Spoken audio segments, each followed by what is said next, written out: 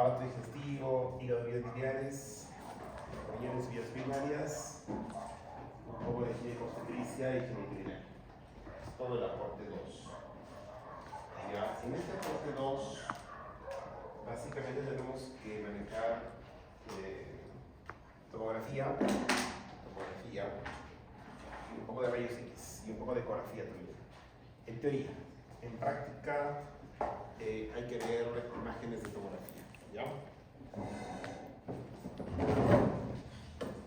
Básicamente en corazón y grandes vasos tenemos que estudiar 2 capítulos. 1, ICC. ¿Ya?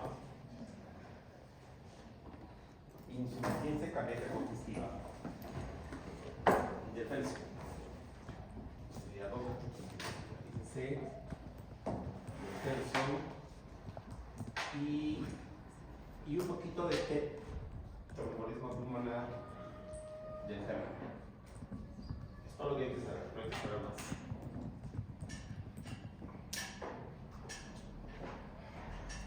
Vamos a ver entonces, corazón y grandes vasos, ¿de acuerdo?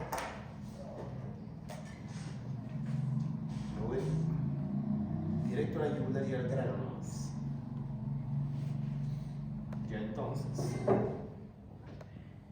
¿qué es el tromboembolismo pulmonar? Se llaman arterias pulmonares, pero llevan sangre venosa, ¿no? Por eso ahí se llama TEP.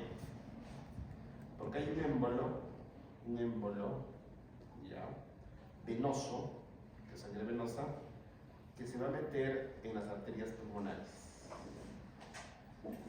Sea en los troncos principales o en las ramas.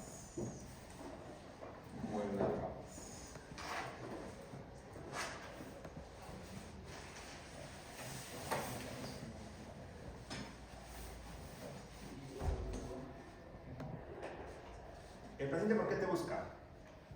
¿Por qué viene? Por buscar. Por disnea súbita. ¿Ya? Disnea súbita. Generalmente son pacientes que están internados en el hospital.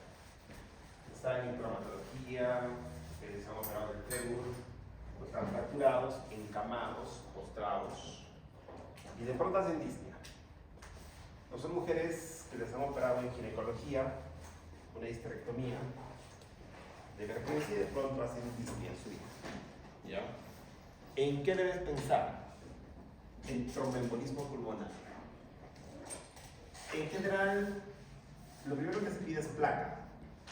Se pide placa simple. Cierra la puerta de atrás, por favor. Que no entre un poco de espacio.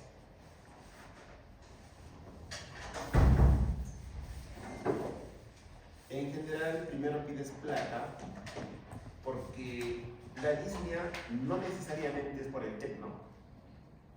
Si tengo derrame masivo, tendría disnea. Si tengo atelectasia, tendría disnea. ¿Ya? Pido mi placa y la placa es normal y el paciente está disneico. ¿Qué tengo que pedir? Angiotomografía de tórax. ¿Ya? Para ver qué. Esto que se llama arteria pulmonar. ¿De acuerdo? ¿Ya? Y acá tengo la pulmonar derecha y acá será la pulmonar izquierda, que están normalmente pintadas con el contraste. Están adecuadamente pintadas con el contraste. ¿De acuerdo?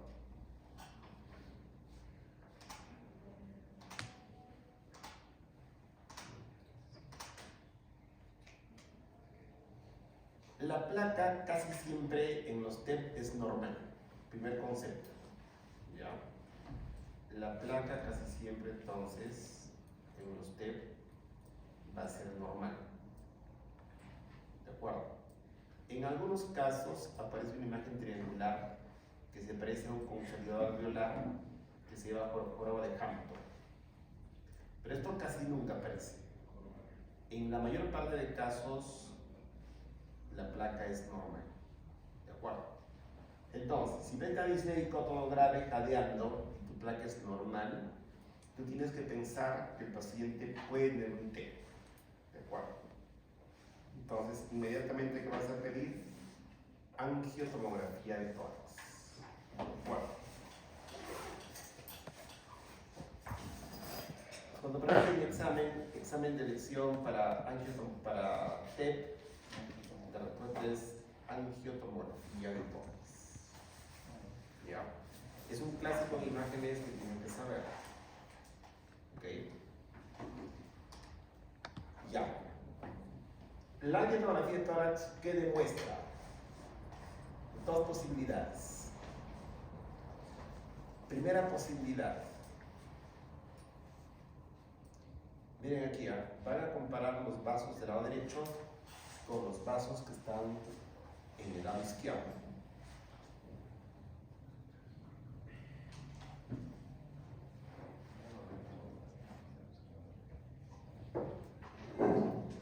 Y en ese caso la enfermedad está en las ramas. En las ramas, no está en el tronco principal, ¿cierto?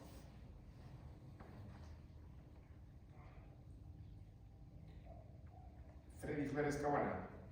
Sí, doctor. ¿En qué pulmón está la enfermedad? ¿En el derecho o en el izquierdo? En la placa 1. En el lado derecho. Perfecto. Normalmente los vasos se pintan bien con el contraste, en este caso las ramas. Están bien pintadas con el contraste. Pero mira esta rama. Ahorita yo tengo que ver en conjunto todo, ¿no? Yo estoy seguro que es un vaso. Mira esas ramitas. Ninguna está opaca, miren. Ninguna está opaca. En cambio aquí está opaca. ¿Qué significa? Que las ramitas de la arteria pulmonar están trombosadas. ¿De acuerdo? O sea, la primera posibilidad es que el trombo esté solo en las ramas. ¿De acuerdo? Segunda posibilidad. Tengo acá todo el tronco, la arteria pulmonar a la derecha, y dentro de ella, ¿qué tengo? Un coágulo. Un coágulo grandazo. La segunda posibilidad es que se tape el propio tronco. O sea, la rama derecha, la rama izquierda o el mismo tronco. Y ahí está el coágulo. Es el coágulo. Y el trombo. Abrir la puerta atrás.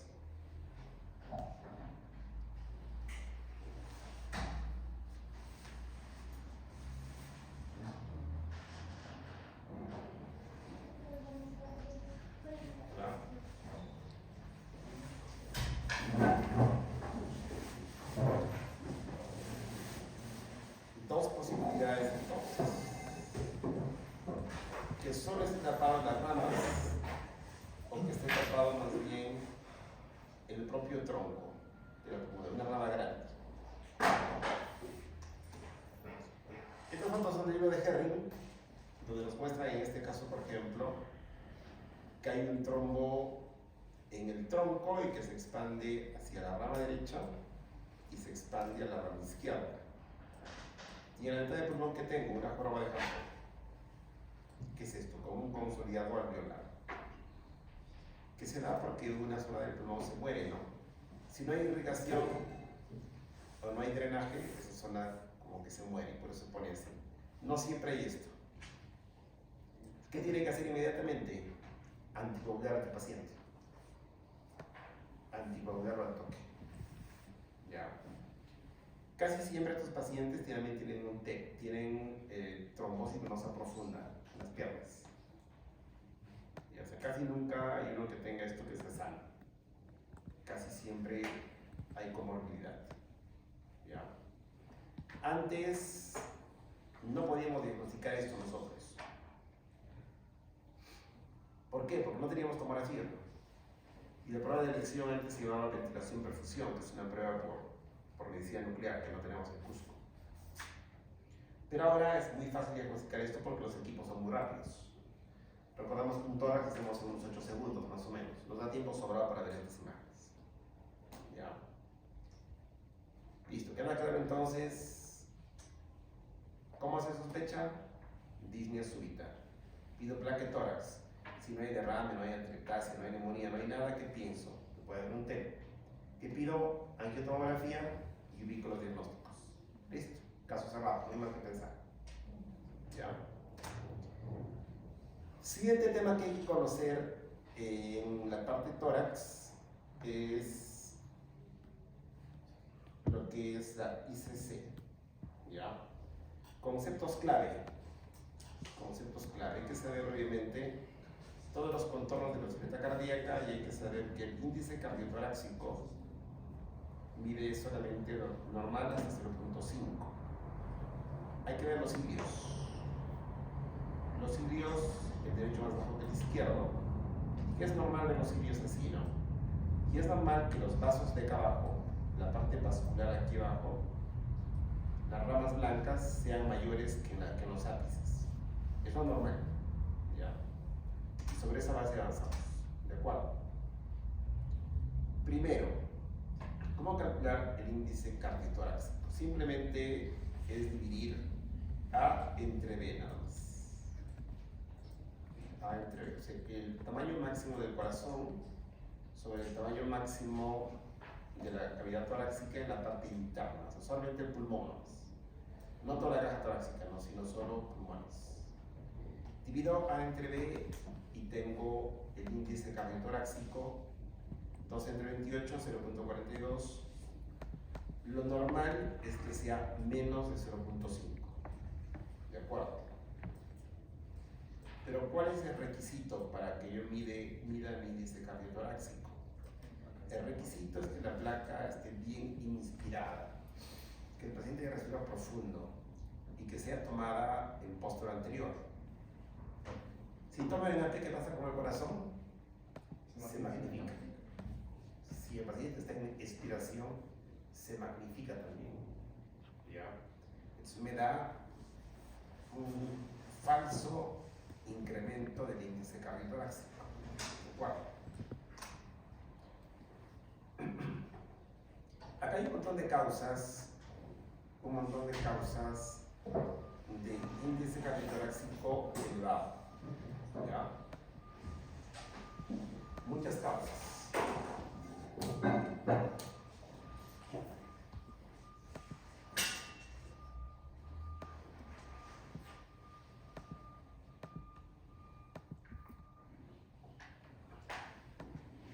Como tenemos muchas causas, como dice ahí, de aparente cardiomegalia, los radiólogos en placas nunca diagnosticamos cardiomegalia. ¿De acuerdo? Los radiólogos viendo placas solo decimos incremento del índice cardiotorácico. ¿De acuerdo? ¿Ya? Porque yo no sé si realmente es un corazón grande o no es grande. O es cualquiera de estas causas que están aquí enumeradas. Ya lean eso. No puedo dar mucho porque estoy fallado de garganta ya. Puedo dar poquito. Tienes por el grano.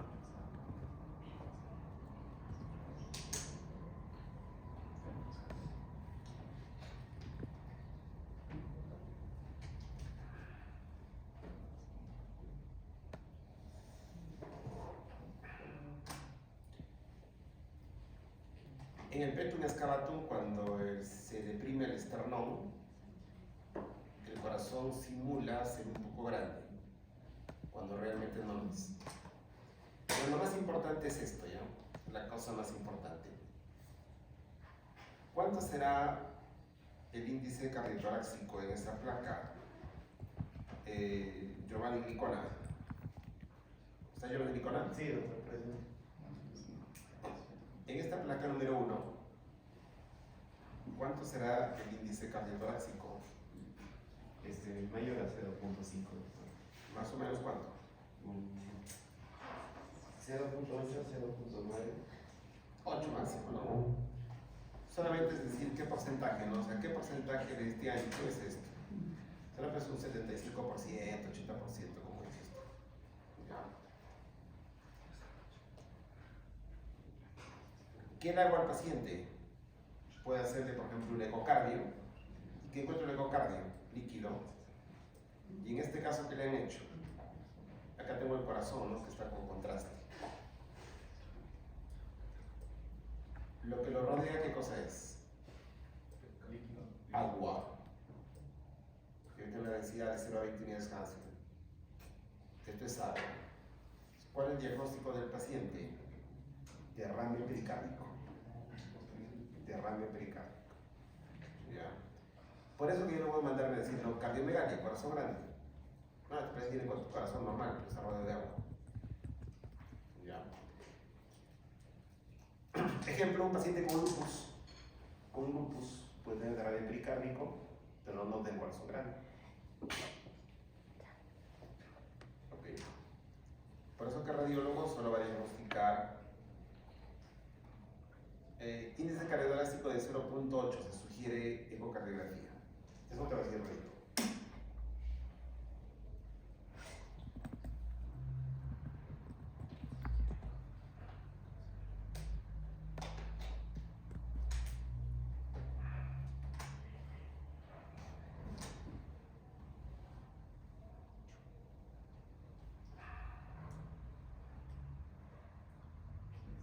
Marcos Fuentes. Cierto. La letra P, ¿qué cosa es?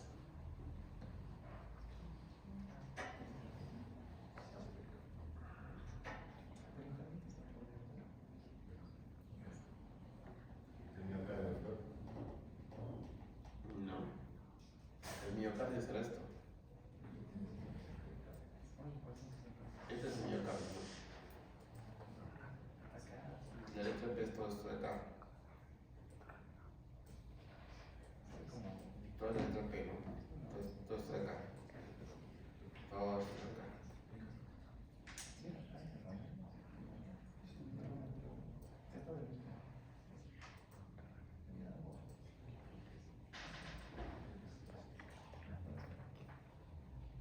La pericarditis. No sabes, solo sabes que es líquido. ¿La pericarditis me puede producir líquido? Sí. Un hemopericardio puede ser también. Solamente puede ser un trasudado como en el SCE o en el lupus. O simplemente un paciente con hipoaluminemia. Vacas albuminas. Puede tener esto. El radiólogo dice que hay un líquido rodeando el corazón. Y el índice cardiotorácico de este paciente será 0,8 no es claro. Por eso, como te digo, que el radiólogo no te dice cardiomegalia, solo te dice índice. Te dice lo que es verdad. No te puede decir más de lo que él no se puede inventar cosas. En cambio, cuando ya veo la placa, digo, no, el corazón no es grande, ¿no? El corazón está de tamaño normal, ¿ok? ¿Y esto qué será? Derrame pleural y atelectasia pasiva. O sea, este paciente puede tener una policerositis. Algo que produzca derrame, algo que produzca líquido por todo lado. Podría ser un paciente, qué sé yo, con hepatopatía crónica, sí, tranquilamente. Un cirrótico podría ser. No sabemos.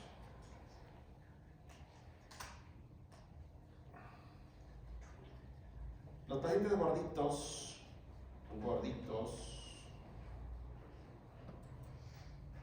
que tienen la barriga enorme, miren el grosor del tejido subcutáneo, gruesazo, ¿no? Entonces en ellos, como la barriga es enorme, ¿qué pasa? Se le ve el diafragma y el corazón parece chiquitito, parece el pulmón, ¿no? Miren el pulmón, un pulmoncito. Y acá el índice cardiotorácico incrementadazo. Pero no es realmente porque tenga algo, ¿no? Simplemente que está elevado, ¿no? El corazón está levantado, ¿no? No tiene ni líquido, nada, simplemente está levantado. ¿Ya? En los niños, el índice cardiotorácico normal es hasta 0,65. Y o sea, los niños tienen corazón normalmente más grande en relación al ancho del tórax. ¿Ya? En la mequilla será patológico, ¿no? O sea, ya debe ser mucho más que 0,65. Para que tengan cuidado, ya en los niños, entonces normal es de 0.66. Considerando que tiene placa bien tomada y otras cosas. ¿Qué simula cardiomegalia? El timo. El timo hasta los 5 años puede ser persistente. Es una aparente normalidad, ¿no? En muchos es chiquitito y no se ve, pero en otros simula esta imagen que se llama vela de barco o barco de vela. ¿De acuerdo? Ya que simula ser patología, pero no lo es. O simula una teletasis, una masa, pero no. Hay que pensar solamente en el timo de niños pequeños. ¿Ya? En otros esto baja hasta abajo, ¿eh? Casi hasta acá, por eso es que confunde tanto. A veces hacemos tomografía simplemente para decir que es el timo, ¿no? Y no es nada más que el timo. Por eso no se tratan placas, se tratan pacientes. ¿De acuerdo? Concepto claro y conciso.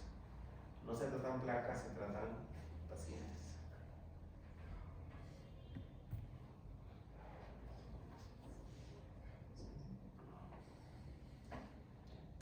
Hasta los 5 años entonces puede haber ese tipo.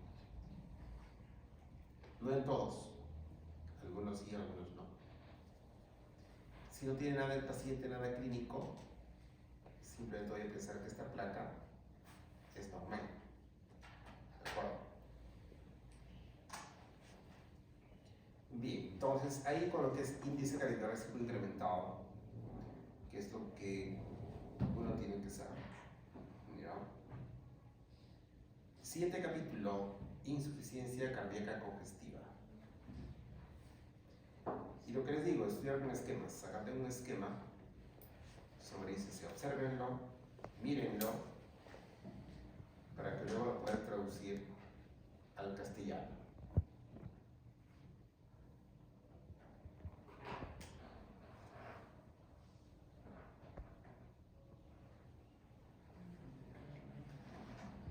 Joaquín Prada. Ya. Lee esta placa con la mnemotecnia de Felson. ¿Y cuáles son sus hallazgos en cada letra? A nivel de abdomen, puedo ver más o menos, si estuviéramos una placa real, se podría ver un borramiento de algo de costo frío. Perfecto, listo. En tórax, no mucho que verdad. Perfecto.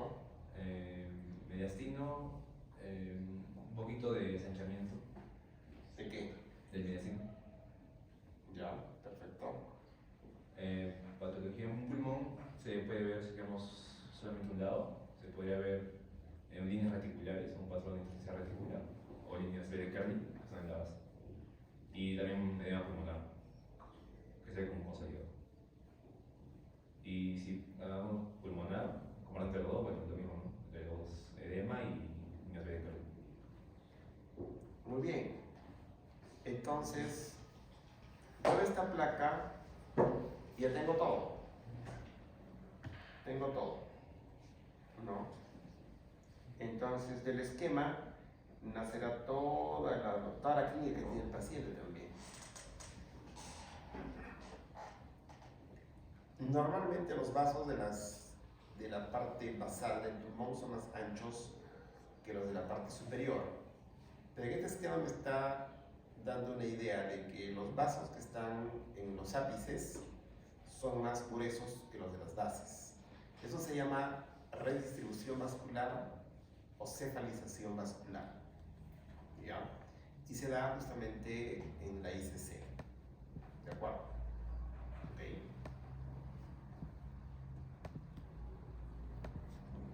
Kenneth Pereira. Lea un rato que es ICC y explícame para que un poco yo me acuerdo.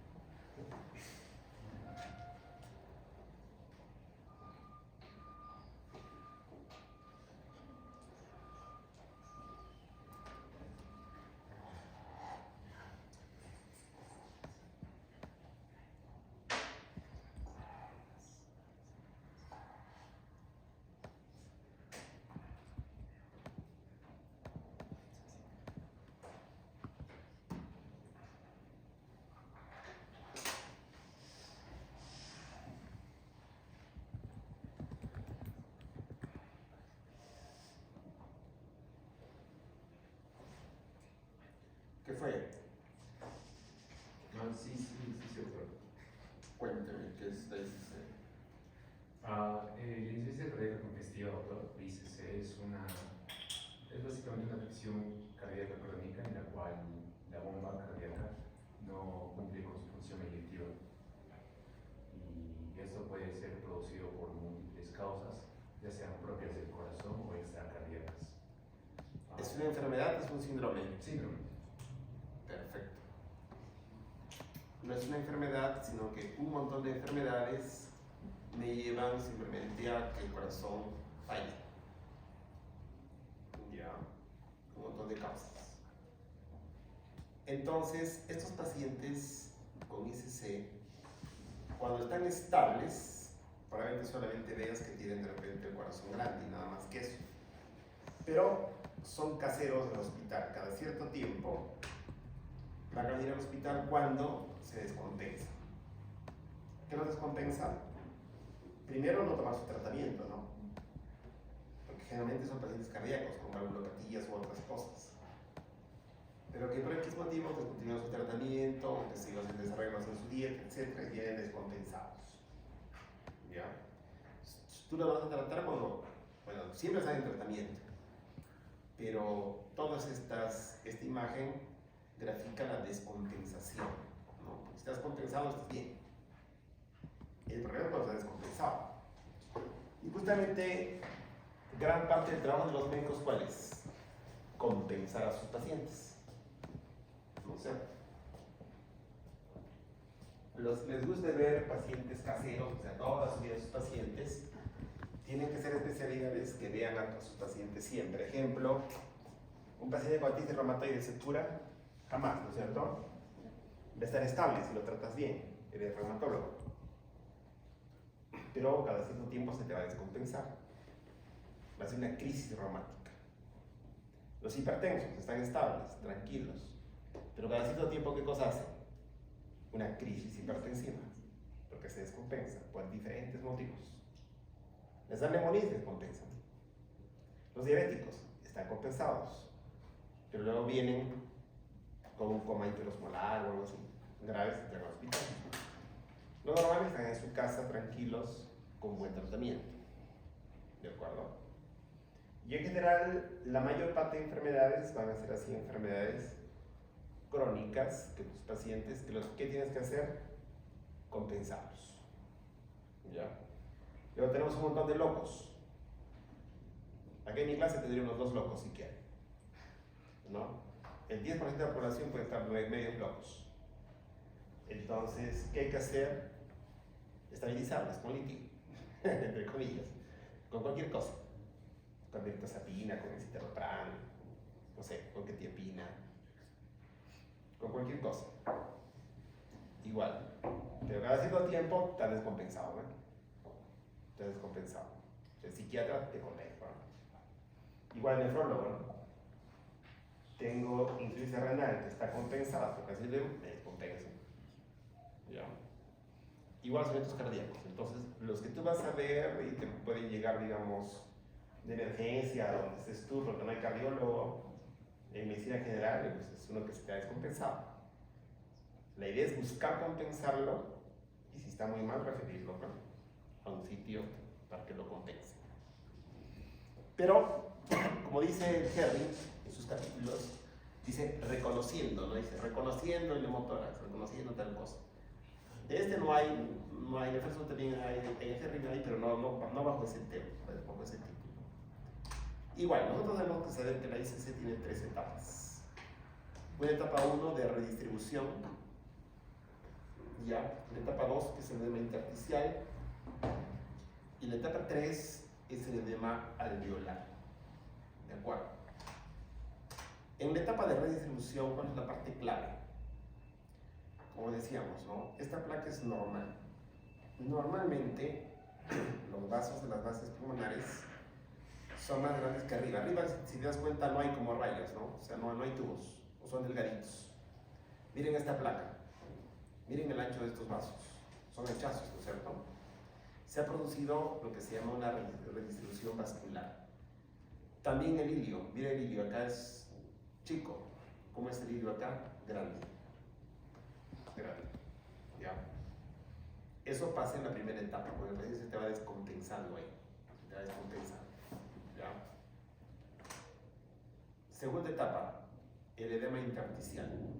El líquido se llena en los septos interlobuliares que tengo en la parte periférica. Hemos dicho que cerca a la pleura normalmente no hay nada, ¿no? Está todo como vacío. Pero vean que aparecen unas líneas transversales paralelas al diafragma. Estos que son líneas B de Carney. Significa que hay líquido en el intersticio, o sea, en los septos interlobulares. ¿Cómo se ve eso en tomografía? Se ve una belleza, ¿no? Acá están los septos interlobulares con líquido. Obviamente, yo tengo que interpretar esto en el contexto del paciente. Si estuviera en oncología diría que es una linfangitis carcinomatosa. Si es un paciente cardíaco, digo que es solamente líquido, pues es un edema intersticial pulmonar, que se traduce en las placas, en las famosas líneas B de Carney. ¿De acuerdo? También ahí, cada vez más, a medida que avanza el tiempo, los cilios se hacen más prominentes, cada vez más gruesos. Miren aquí otra vez el engrosamiento de los septos interlobulares. ¿Ya? Luego en la etapa 3, ¿qué me aparece? Lo que se llama la imagen en alas de mariposa. Consolidados alveolares, con broncogramas aéreos, periliares, bilaterales, ¿no es cierto? Alas de murciélago. ¿Ok? Y ya se empieza a llenar también un poquito, empiezan a llenarse ya los senos.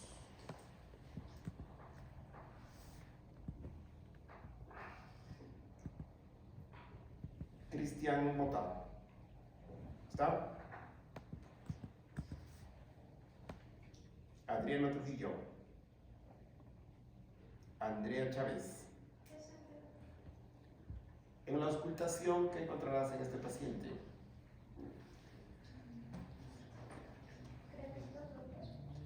Crépitos, igual que una neumonía. Crépitos es como frotar tu cabello, crépitos. Crépitos. Pero la historia clínica de este paciente es completamente diferente a un paciente con neumonía, ¿no? A ver, simúlame un caso clínico de estos. ¿Cómo viene el paciente? Más o menos, ¿qué edad tiene? Algo así. Un caso clínico de ICC.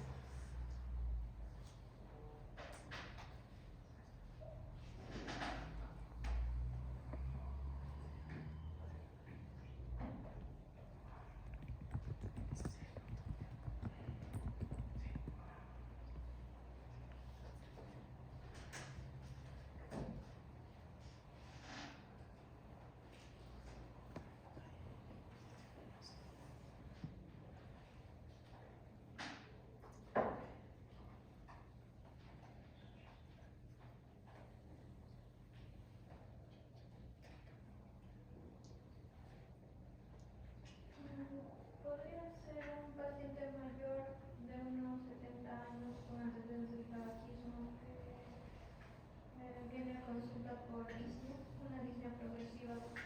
Perfecto. Debe tener el antecedente generalmente de algo cardíaco, ¿no? Como hipertensión, digamos. La disnea progresiva obviamente es el signo cardinal, ¿no? Del paciente con ICC. Paciente de que está disneico. Ya.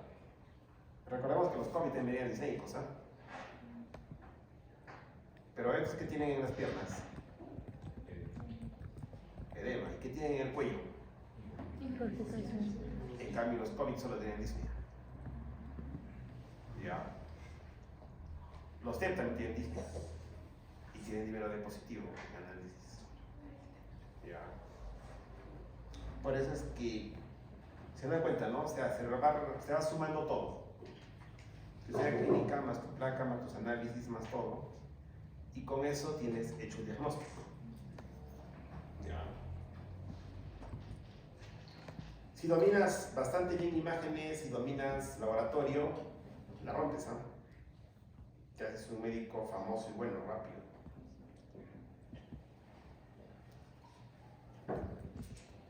El 80-90% del diagnóstico es clínico, pero es presuntivo. Con imágenes puedes confirmar o negar tu hipótesis y con laboratorio también.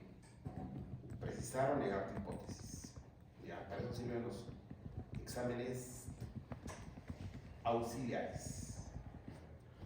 ¿Okay?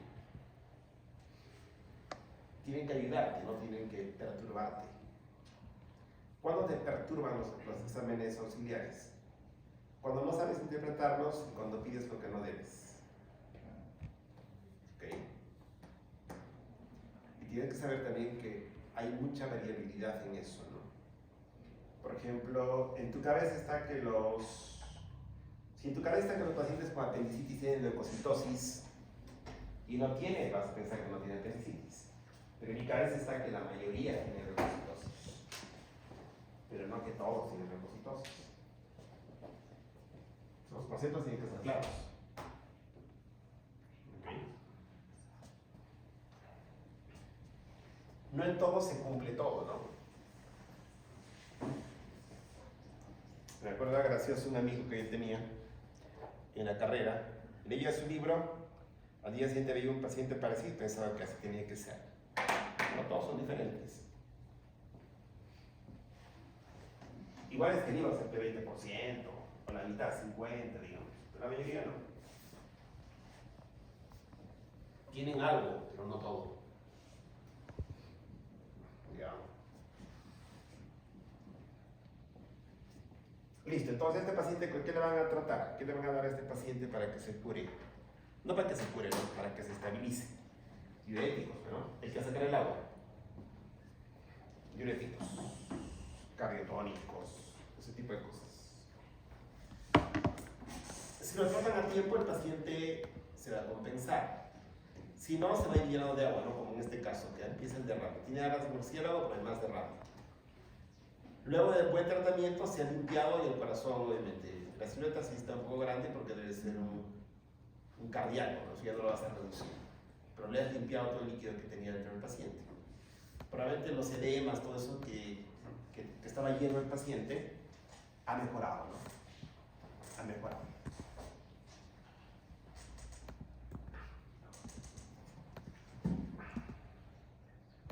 Se supone que tu balance hídrico tiene que ser más hacia pérdidas, ¿no? Estás buscando que el paciente, estás buscando secado. El agua está en todo lado, incluido en los pulmones. ¿Ya? Y básicamente la ICC. No hay más que hacer. ¿Ok? Así de concreto y claro. Ahora empezamos con el siguiente tema, que es abdomen.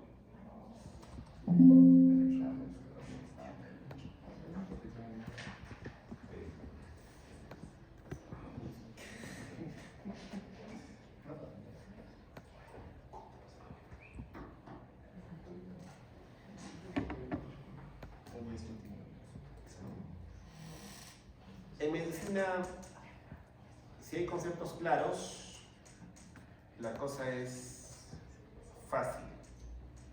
¿De acuerdo? La cosa es fácil.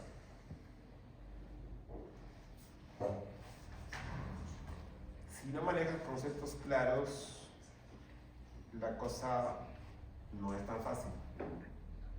No es tan fácil. ¿Ya?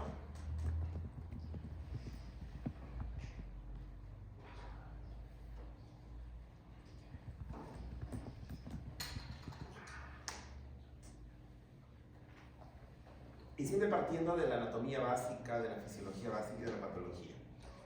Si eso se sabe, todo el resto solo es consecuencia de nada más. En abdomen, entonces, vamos a ver primero, igual que habíamos visto en el tórax, cómo leer una tomografía y una traquetórax. En abdomen lo mismo. Vamos a ver la anatomía normal, la técnica adecuada, posiciones básicas y técnica de lectura. Primero hay que hacer lo más grande, ¿no? Lo más básico. Todos los cuadrantes del abdomen. Y tenemos que saber que hay órganos que son intraabdominales y órganos que son retroperitoneales. Ya, los alumnos tienen que saber qué órganos son intraperitoneales, qué órganos son retroperitoneales. ¿Ya? Siguiente. En el abdomen en general, para ver el abdomen tenemos tres métodos. Uno es ecografía, otro es rayocitis y tomografía. Primero, placas. ¿Para qué sirven las placas hoy, 2025? Antes, cuando no había ecografía ni nada, ¿cuándo aparece ecografía? Más o menos en Cusco la ecografía ha entrado más o menos en el año 95 más o menos. Antes de eso, ¿qué teníamos? Solamente placas. El listado de las indicaciones acá eran enormes. Pero hoy día que tenemos técnicas de imagen nuevas, las placas solo sirven para tres cosas. ¿Ya? Paciente obstruido. 2. Paciente perforado. Perforación de víscera hueca. 3. Ingestión de cuerpos extraños. ¿Y estos pacientes dónde llegan al hospital? ¿A consulta o a emergencia? Emergencia. Por eso actualmente la placa se usa exclusivamente, casi siempre en medicina, ¿no? Nunca hay siempre en medicina, siempre es casi, ¿no? Exclusivamente en emergencia. ¿Ok? Bien. Técnica adecuada de toma. La técnica adecuada de toma es, la placa incluye desde los diafragmas, tiene que verse los diafragmas, y tiene que verse el pubis. Y las placas, ¿qué tamaño tiene el chasis? El chasis mide 14 por 17 pulgadas. ¿Ya? Quijote entrará en esta placa de 14 por 17. Alan García entrará en una 14 por 17 de su barriga. No, ¿no es cierto? En cambio, Toledo, cuerpo entero, ¿no? El cuerpo entero. Los tecnólogos que hacen la placa tienen que ver, ¿no? Si lo hacen en dos o en una, viendo si el paciente es muy largo o es estándar, digamos. Medio, entra. Ya, depende de eso, si entra o no entra el paciente en la placa. Pero tú tienes que exigir que te den desde el pubis hasta el diafragma, si no, no estás conforme y no pagas. ¿De acuerdo? No debes pagar. Es como tener ceviche sin pescados, pero con limón y cebolla. Eso no es ceviche, ¿no? Igual, la placa debe incluir todo eso. Y así como en todas debemos que ver que está adecuadamente penetrada, porque sería la columna igual acá. También tiene que verse la columna bien, y tiene que verse bien los gases. Este es el colon, ¿no? Este es el colon, ¿ya? ¿Qué placas se piden? ¿Qué placas deben pedir ustedes siempre? Acá dicen el abdomen agudo, sí, porque esos tres casos que hemos visto, o sea, cuerpos extraños, perforaciones y obstrucciones, forman parte del abdomen agudo, ¿no? Son abdómenes agudos. Tienen que pedir tres placas. Primero, abdomen en supino. ¿Qué significa supino? Echar de la cama viendo al techo. Tienen que pedir parte del abdomen agudo en la placa de tórax, de pie. Y también la placa de abdomen de pie. ¿Ya? Abdomen de pie. ¿Para qué se pide abdomen en supino? Se pide siempre básicamente para ver la distribución de los intestinos. Se pide. El tórax, ¿para qué se pide? Una cosa muy importante es esta. Hay que buscar nemoperitoneo. O sea, gases bajo el diafragma. Segundo, complicaciones del tórax en las condiciones abdominales. Ejemplo, derrame pleural en pancreatitis. Por eso se pide tórax. Me duele la barriga, pero también tengo derrame, o sea, hay que ver también eso. Y al revés, condiciones del tórax que presentan dolor abdominal. Ejemplo, neumonía del lóbulo inferior. Lo que no les parezca raro que un paciente con dolor abdominal no tenga nada en el abdomen. su problema es una neumonía del lóbulo inferior que irrita el diafragma. Y por eso duele la barriga. Por eso que se pide placa de tórax y abdomen. ¿Ya? Si no, medicina sería fácil, ¿no? Me duele, no sé, el hipocondrio derecho y ahí está la enfermedad. No, en el abdomen no. Recuerden que es un plexo solar, inerva todo. Te duele acá el hipocondrio derecho, tienes apendicitis.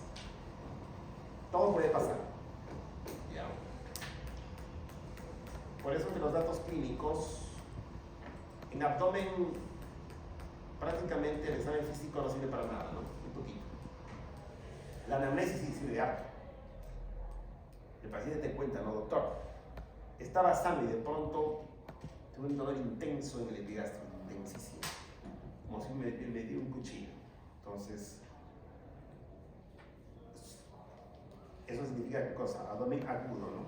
Que empieza en este momento. Estás en clases escuchando y de pronto, te viene. Ese es indicado. ¿De acuerdo? ¿Y para qué se pide el abdomen de pie erguido? Para buscar niveles hidroaéreos y gas libre cuando haya perforación. Placa de supino, paciente echado, echadito. El tórax está a 1 metro de distancia, el tórax está a 1,80, eso está a 1 metro. ¿Ya? La placa simple, básicamente en el paciente que está sano, el intestino delgado no debe verse, ¿ya? Acá no ves nada de intestino delgado, no es como si el paciente no tuviera intestino delgado, solo ves un poco de aire en el colon. Es una placa hecha antiguamente, porque antiguamente a los pacientes se les limpiaba, o sea, se les purgaba para hacerle placas de abdomen. ¿Por qué? Porque tenía muchas indicaciones. Actualmente, que solamente es para perforación, obstrucción y cuerpos extraños, no se prepara el paciente. Luego se pide la placa de pie, para ver qué, niveles hidroaéreos.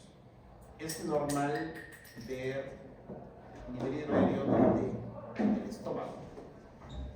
Y puede haber unos 3 niveles hidroaéreos en el intestino delgado. Más que eso no. Solo hasta 3. Luego de eso es patológico. Hay que tener cuidado con los diafragmas buscando aire libre. Ahora, todo paciente podrá pararse para hacer una placa de tórax o una placa de abdomen de pie. No, ¿no es cierto? Muchos vienen accidentados graves. Si yo no puedo parar al paciente y no tengo tomografía, ¿qué me queda? Me queda hacer una placa de cúbito lateral izquierdo o rayo horizontal. ¿Para ver qué cosa? Buscar aire libre, ¿no? Como el paciente está en la parte izquierda, está apoyado en la camilla, el hígado está elevado hacia arriba.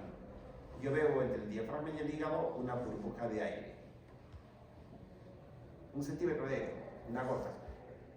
Algo muy chiquitito de aire.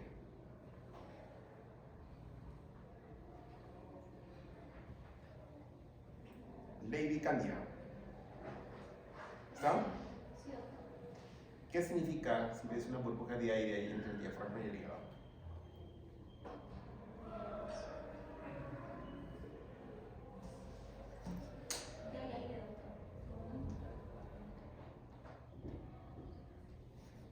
El presidente preguntaba, ¿qué tengo?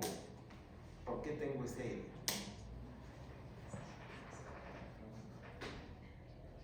¿Qué significa en español? ¿Qué vas a hacer?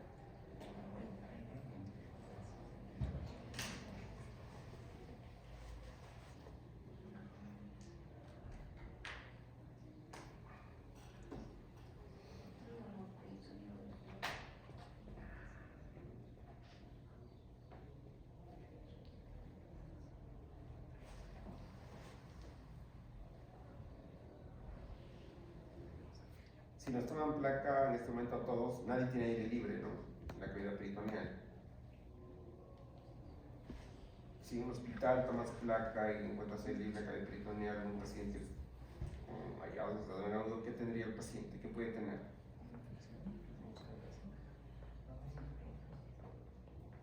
Una perforación. Claro. Normalmente el aire, ¿dónde está? En las vísceras huecas. O sea, en el estómago, en el intestino delgado, en el intestino grueso. ¿No es cierto? Entonces, si encuentras una burbuja de aire, ¿qué significa? que hay perforación de víscera hueca y que tienes que llamar a quién, al cirujano del abdomen. No, obligado. O sea, este adefesio, digamos acá, una cosita, es algo muy grave para el paciente. ¿De acuerdo? Por consiguiente, ¿cómo te echa la placa a este paciente? De cúbito lateral izquierdo por rayo horizontal. Felizmente la mayoría de pacientes se paran. Ya. Listos. Normalmente podemos ver niveles hidroaéreos donde en el estómago y en el intestino delgado. En el grueso normalmente no hay niveles hidroaéreos. Normalmente hay en el delgado y en el estómago. Uno tiene que también saber identificar quién es quién, ¿no? O sea, acá tengo más o menos la ampolla rectal, tengo el colon, porque estos se llaman austras, que no van de lado a lado, ¿no? Colon transverso, que normalmente ya cae en el colon derecho, que normalmente tiene heces. Estos se llaman austras. ¿Ya? El colon normalmente mide hasta 6 centímetros, como 6 de ancho más o menos. Las partes más gordas son el ciego y el sigmoides, que pueden medir hasta 9, y en cusqueños hasta 12, o hasta más. En gente de altura, el colon puede ser más ancho y más largo. ¿Ya? En cambio, estos que van de lado a lado se llaman válvulas conniventes y están en el intestino delgado. El intestino delgado normalmente está colapsado. Este paciente está primero el decúbito supino. Segundo, este es intestino delgado y son las válvulas conniventes. Esto se llama el signo de la pila de monedas, que es típico de ¿qué? De obstrucciones. De obstrucciones. ¿De acuerdo?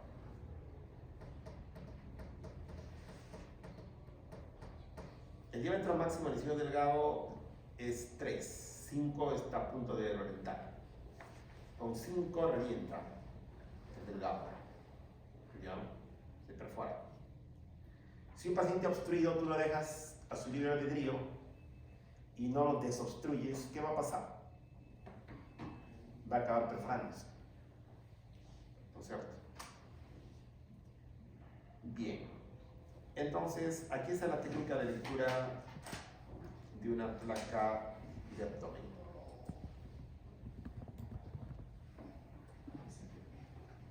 El A, B, C, D, I.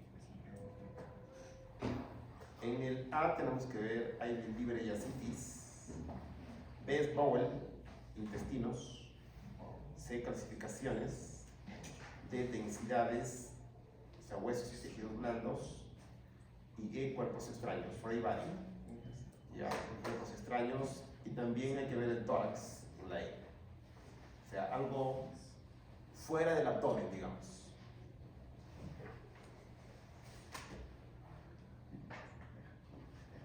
Acá tengo una placa de abdomen, me falta un poquito acá arriba, ¿no?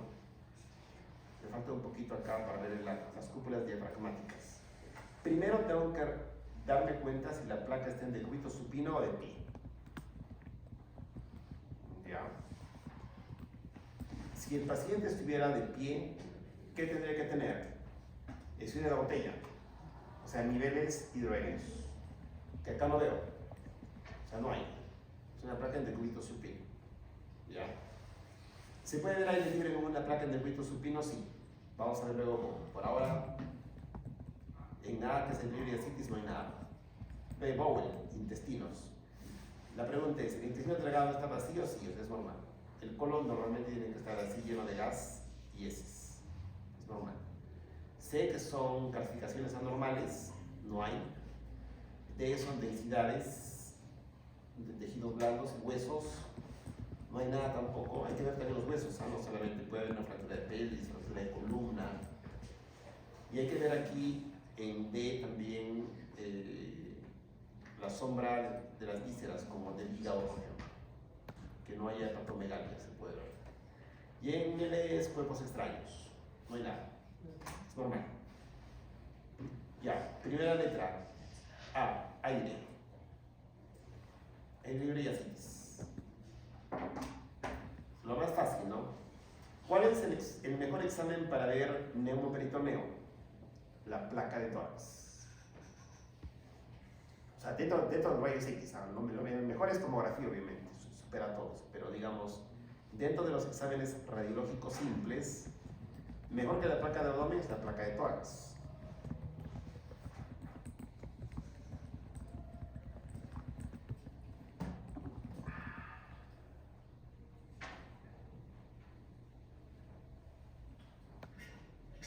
Yanela Matamoros. ¿Está? ¿Qué es esta línea blanca?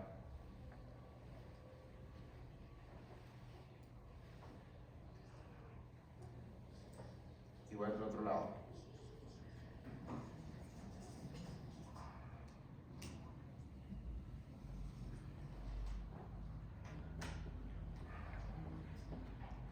¿Qué veo? ¿Qué pienso? ¿Qué me pregunto? ¿Qué veo? ¿Qué me pregunto? ¿Qué pienso?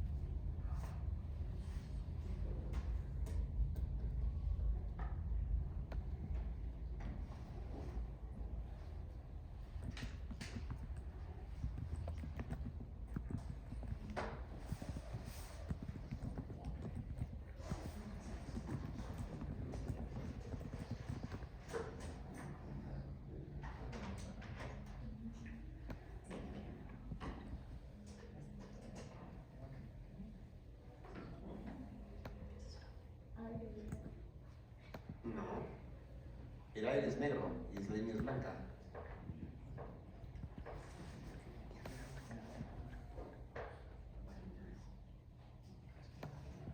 Solo hay que pensar en la anatomía básica, ¿no?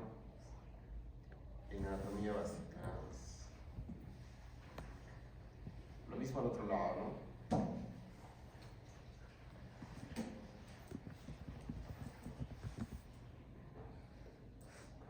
Eso es densidad de agua, ¿no? Y es lo mismo que esto. Entonces, este blanco es el diafragma. Lo negro es aire y este es el hígado. ¿Qué tengo? Tengo aire que está en verde entre el diafragma y el hígado. Eso se llama neumoperitoneo y significa perforación de víscera hueca. ¿De acuerdo? Si está ahí, significa que el aire es una víscera intraperitoneal. Por ejemplo, no sé, un billuyo. Porque si la perforación fuera, por ejemplo, del colon ascendente, el aire no estaría ahí, ¿no? Porque el colon ascendente es un órgano retroperitoneal. Gran parte del duodeno es retroperitoneal también, ¿no es cierto? Entonces, uno tiene que tener esos conceptos básicos para saber cuándo el aire va al peritoneo y cuándo va al retroperitoneeo. En este caso, el aire está bajo las cúpulas diafragmáticas, o sea, es aire libre intraperitoneal. ¿Qué tengo que hacer? Llamar al cirujano porque tienen que entrar a operar, tienen que explorar. No es tan fácil saber. Por imágenes sé que está perforado, pero no sé de dónde. Los cirujanos obviamente abren al paciente, lo exploran y van a verlo. Y van a reparar eso que hay dentro. ¿De acuerdo?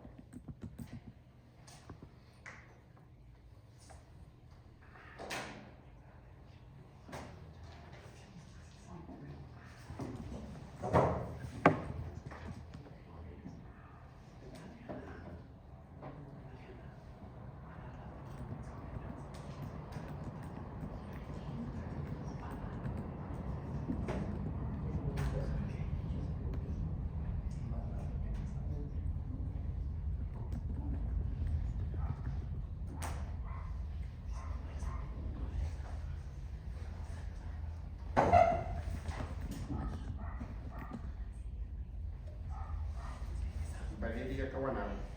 Sí, doctor. causas de perforación intestinal.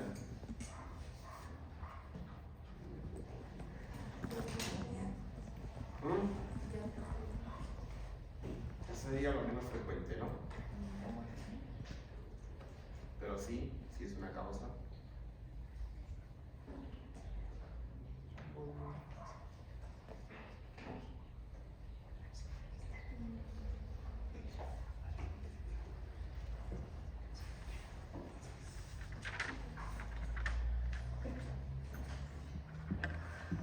¿Hubo el accidente de tránsito?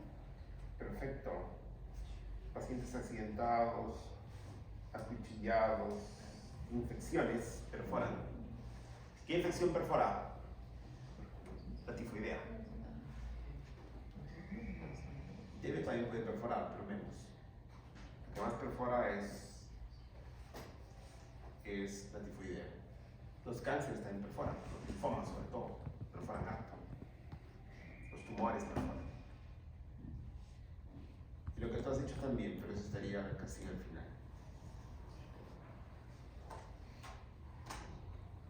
Ascitis.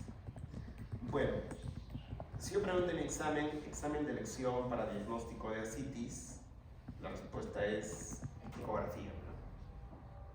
Para el 2025 es ecografía. Pero cuando no hay ecografía, los médicos tenían que ver algunos signos, como que los intestinos están al centro, y algo muy importante. En todas las placas simples, tenemos que ver esto.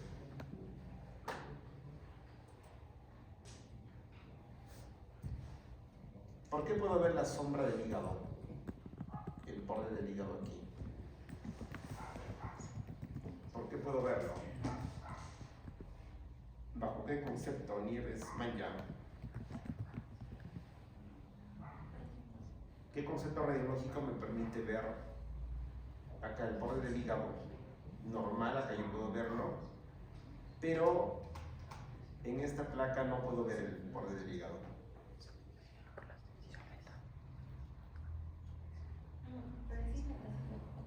Perfecto, acá hay silueta, al otro lado hay silueta negativa, es normal. Si no ves el borde del hígado, es que algo de la misma densidad está pegado a él. Entonces, y también acá el recto no se ve, ¿no? Todos los intestinos están al centro. Los radiólogos antiguos veían esto, no veían el hígado y decían así.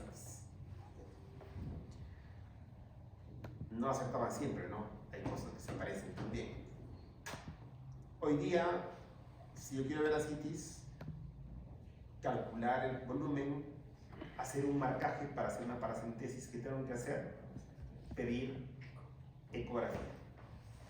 ¿Ya? Yo te voy a marcar dónde punzar exactamente al paciente. ¿Ya? Si es muy poquito, lo hacemos los radiólogos, con guía ecográfica viendo. Cuando es harto es fácil, pero igual hay que marcar. ¿Ya? Hay que marcar. Actualmente no puede ser iatrogenias, ¿no? No te van a decir que penita.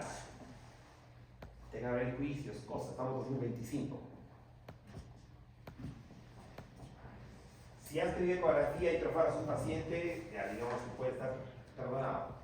Pero si perforas un paciente y no has tenido ecografía y hay ecografía en el hospital, ¿qué hace falta, no? En falta grave. ¿Qué tal si eso que estaba hinchado en la barriga no era líquido? No era líquido. O sea, era un tumor, por ejemplo. Palpabas una cosa y no. El signo del percutes y es mate.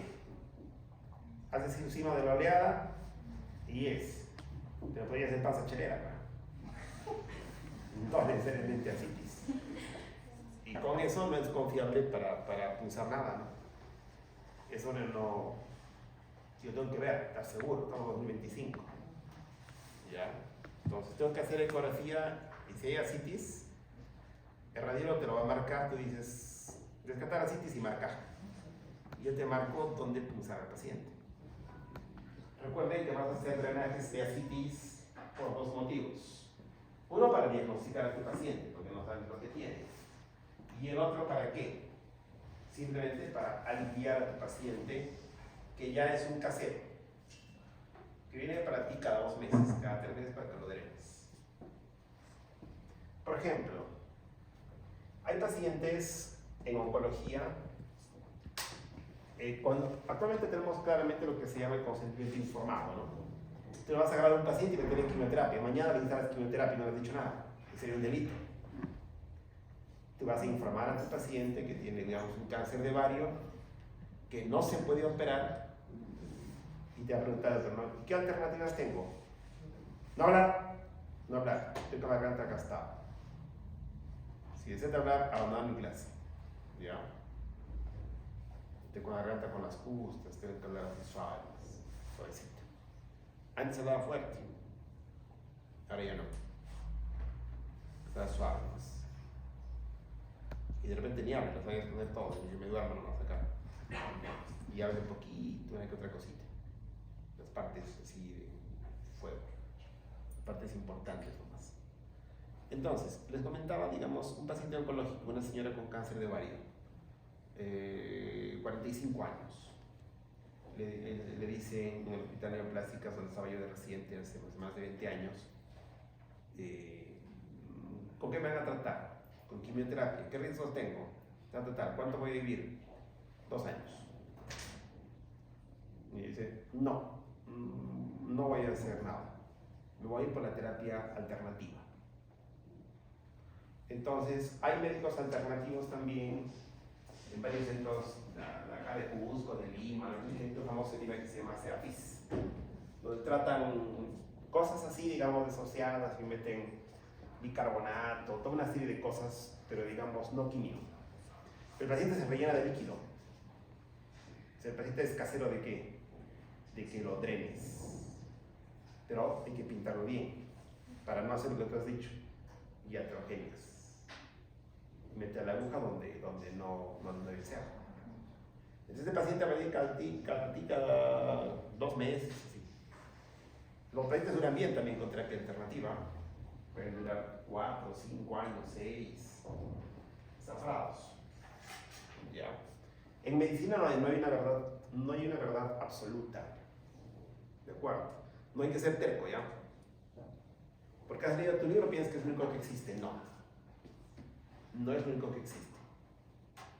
El enfoque en medicina del mismo caso es diferente. Recordamos que tenemos medicina china, medicina occidental y medicina en todo lado. ¿Ya? Y todos pueden tener algo de razón. Hay cosas sí ya zanjadas en medicina, en ciertos capítulos, ¿no? Que son claras.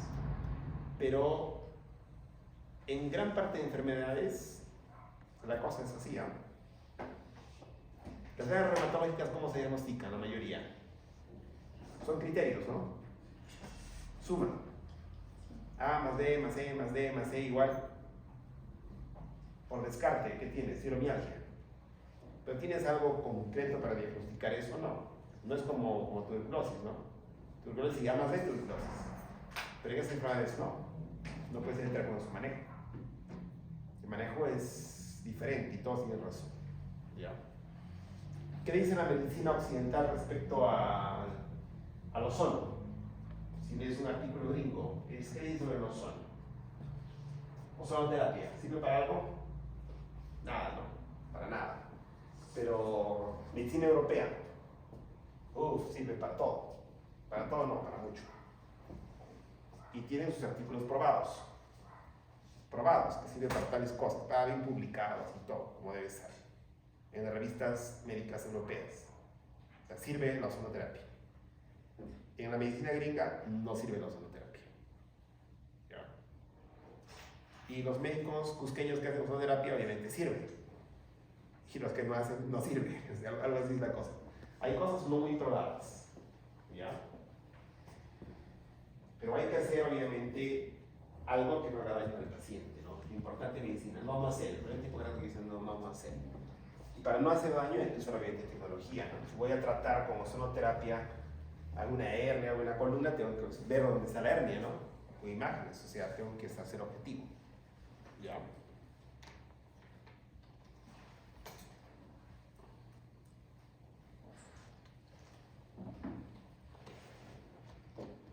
Hay cosas así, no muy claras, digamos.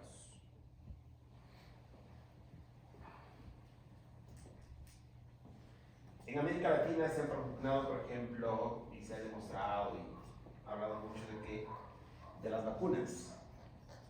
Y hay programas de vacunación intensos, ¿no?, en el país. Hay que vacunar al 95% de la población para que la vacuna sirva, si no, no sirve. Pero ¿dónde hay un montón de antivacunas? En Europa, ¿verdad? Y más en Alemania. Pero no antivacunas tercos como los de acá, ¿no?, los rojos de acá de Cusco, ¿no? No, porque no quiero vacunas, porque no quiero. En cambio, los europeos tienen artículos enormes, que se llama como ratio, con todas las cosas que explican por qué no vacunarse. Y por eso que en la pandemia no les ha dado ganas de vacunarse a gran cantidad de gente, ¿no? Obviamente impulsado por médicos científicos, tendrán sus razones también. Ya, o sea, nada es absoluto, por eso la medicina es de constante cambio. Y por eso los médicos, ustedes jóvenes, tienen que tener la visión amplia, ¿no? Ya, no hay que vacunarse, ¿por qué? Investigar bastante. Hay que vacunarse, ¿por qué?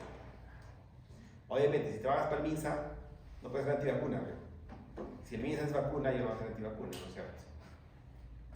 Yo pertenezco a una institución que habla bien de las vacunas, no puedo ser antivacuna. Y no estaría, ¿para qué trabajo ahí? Tendría que trabajar solo en mi consultorio. ¿No es cierto? Tú tienes que trabajar en lo que crees. ¿Ok? Listo. Entonces, yo creo que con toda fe que para punzar una citis y diagnosticarla bien hay que hacer ecografía. Ya, concretamente. Bien, en la letra B, ¿qué tengo que ver? Bowel, intestinos. Intestino delgado y intestino grueso. ¿Ya? Y tengo que ver diferentes cosas que están ahí en esa diapositiva. Lean un poco.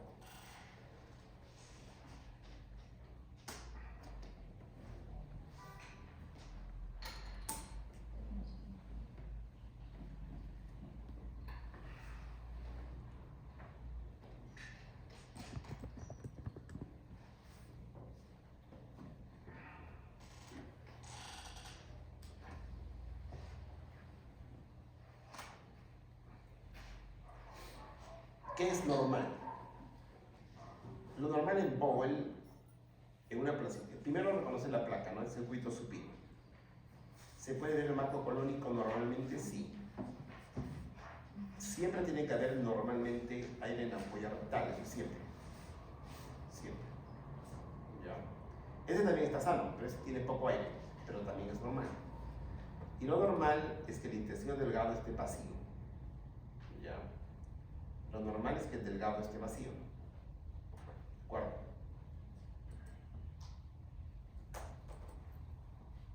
Delgado vacío.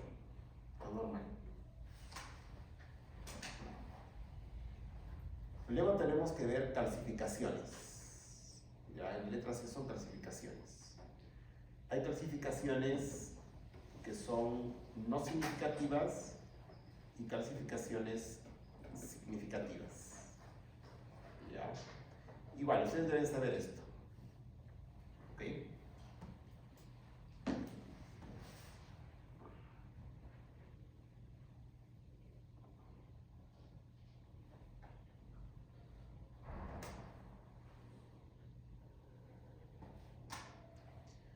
Estos, por ejemplo, son flebolitos pélvicos, no son cálculos. ¿Por qué se caracterizan? Son calcificaciones que tienen un centro radiolúcido. Estos son calcificaciones de las venas pélvicas. De las venas pélvicas que se llaman flebolitos. ¿Ya? No son significativos. No son significativos y eso no me debe asustar, ¿no? Es normal, no pasa nada.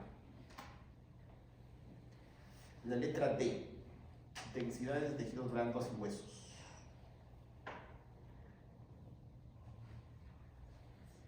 ¿Qué tengo que descartar ahí? Básicamente visceromegalias y fracturas, ¿no? ¿Qué tengo acá? La columna tengo bien, todo normal. Acá veo bien el hígado, todo normal. Pero acá, ¿qué tengo? Tengo osteofitos, o sea, tengo patología degenerativa en la columna. ¿Ya? Podría encontrar fracturas, cualquier cosa, ¿no? Siempre tengo que ver la sombra del hígado, que está acá en morado. ¿Por qué? Porque en el abdomen tengo normalmente densidad de un poco de, no todo es agua, ¿no?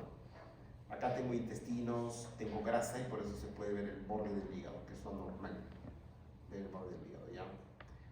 El vaso se puede ver generalmente también en placa, la sombra del vaso. El páncreas nunca se ve, porque el páncreas retroperitoneal está cubierto por gas, grasa, qué sé yo, y no se ve, solo puedo ver la sombra del hígado y del vaso. De los riñones no se ven tampoco la sombra de los riñones. Cuando se limpia al paciente, se le hace purgar, se ve la sombra. Pero actualmente, en 2025, ¿qué me interesa ver la sombra? Si puedo ver el riñón por ecografía. ¿Para qué quiero ver su sombra? Lo quiero ver por dentro. Por eso que todo ha cambiado. ¿Ya? Pero a veces me aparecen imágenes como estas. Y yo tengo que saber que es extraño. Nieves Manjá.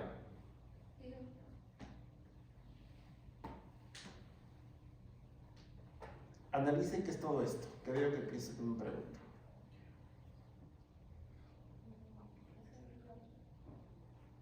¿Qué será todo esto?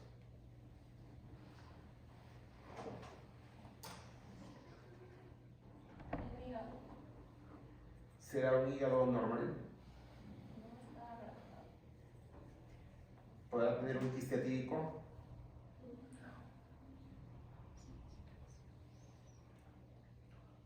¿Podrá tener un tumor hepático? Puede ser.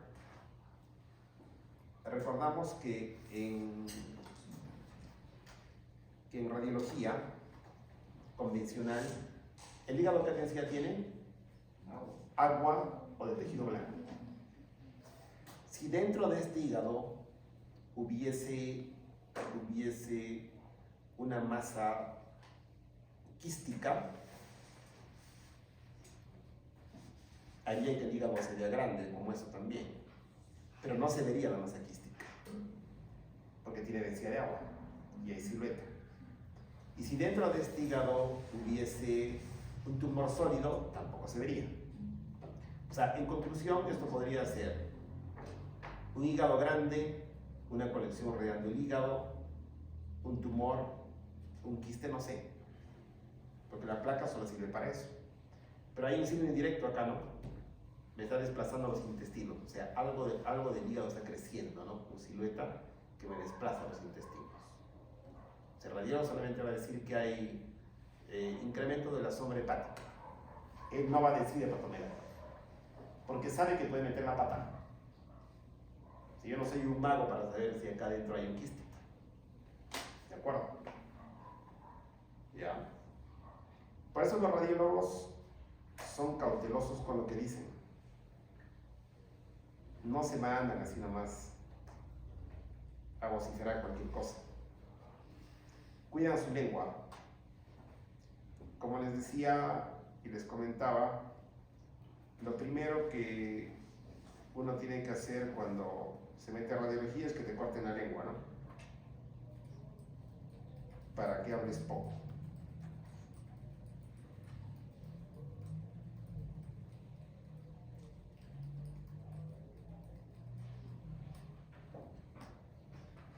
Les voy a mandar una imagen de una toma.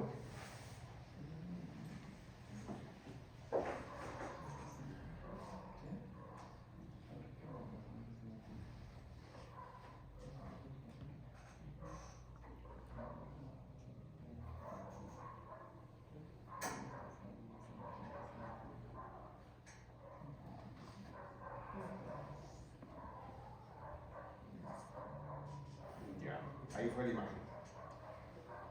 Para que la vean.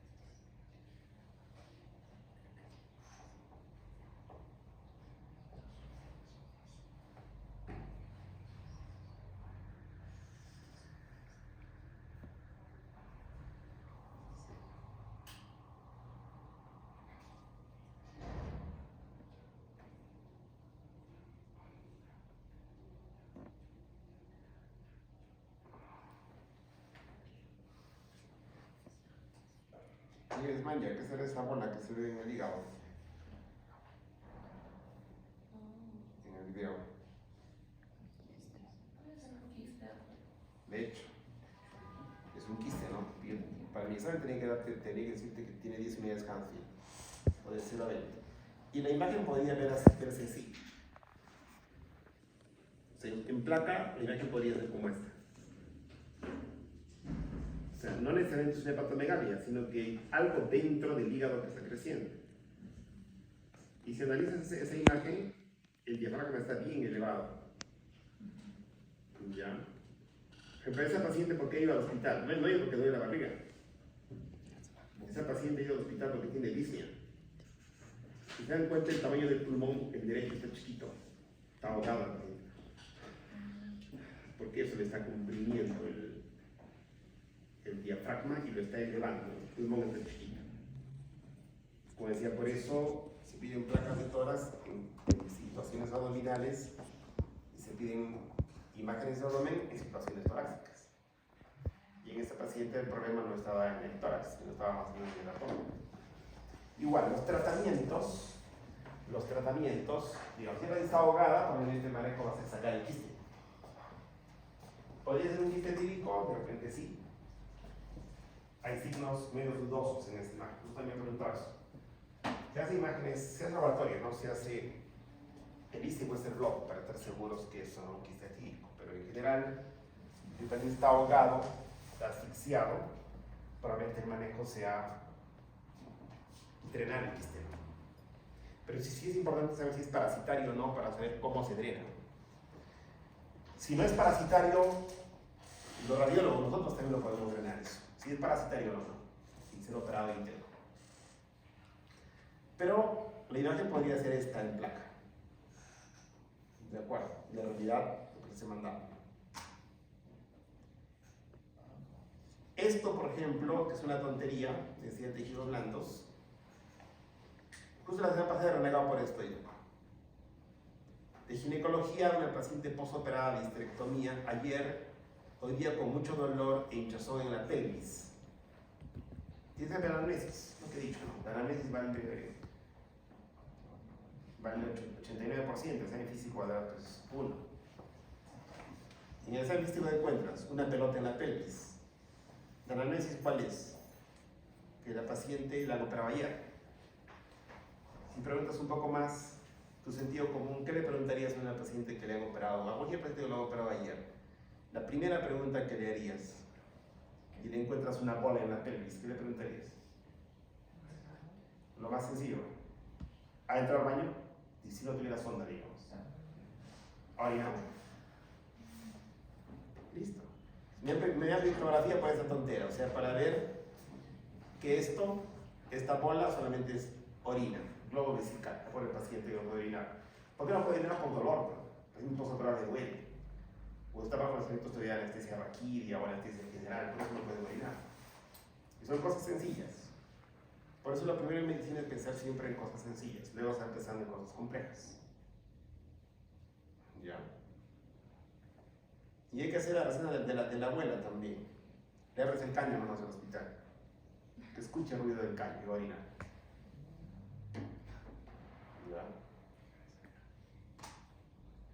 For everybody, cuerpos extraños y cosas extras. ¿Esto qué es? Una T de cobre. Pero yo no sé si está en el útero o no. Tendría que hacer ecotomo para estar seguro si esto está dentro del útero o no. Recordemos que esto es un 2D. ¿No es cierto? Este es un 2D. Pero está medio raro, ¿no? El útero está un poco más abajo, ¿no? Está elevado esto. Sospechoso. Pero hay que pasar el cuello del paciente. Hay que hacer eco. O hacer tomo. O hacer tomo para estar seguros, digamos, de que la cosa vaya bien.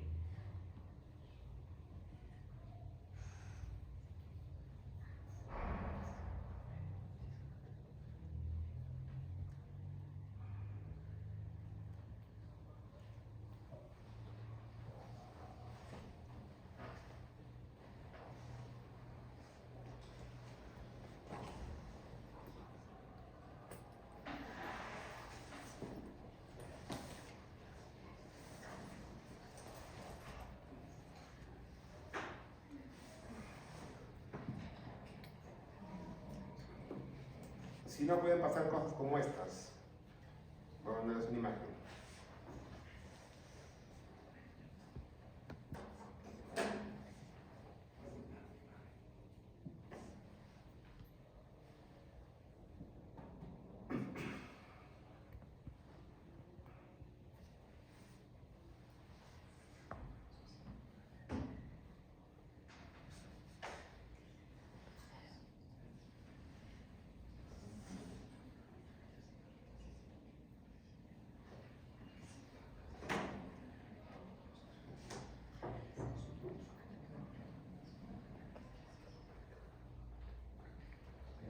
Ese médico será Juan Seguro o inseguro, porque se supone que para estar seguro que hay una TTO que con la placa no le basta, pues, ¿no? La placa puede significar que esté en la peli y al final la paciente, ¿cuántos cobres tiene ella? 3, ¿no? Tiene 3. Entonces, son placas de verdad, no son placas de libro, son placas de veras. Entonces, si no ves una telecobre o ves una placa ahí, la placa no te va a asegurar dónde está. Yo lo tenía seguro solo con ecografía, ¿no? Que esté en el útero. Pero si dudo más, tiene que hacer tomografía, porque tiene que estar fuera del útero de repente eso. ¿No? Recordemos que la placa solo es un 2D. Eso lo tenemos claro. Acá que tengo, la base pulmonar derecha está normal, ¿no? La base derecha está sana. Pero ahora que tengo obturación del seno postofrénico izquierdo y borramiento del diafragma, ¿qué debe haber? Un derrame pleural. Derrame pleural.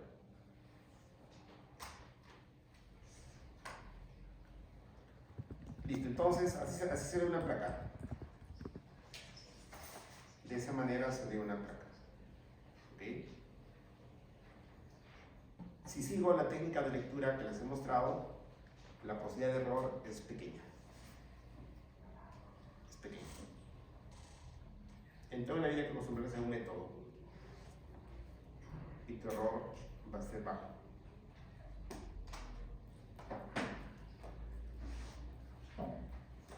Tomografía.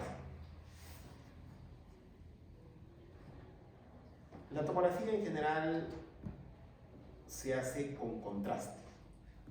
¿Ya? El único motivo para pedir una tomografía no contrastada es ver cálculos en la vía urinaria. Para todo el resto de cosas se pide tomografía contrastada. ¿De acuerdo? En general, una ecografía es superior a una tomografía no contrastada.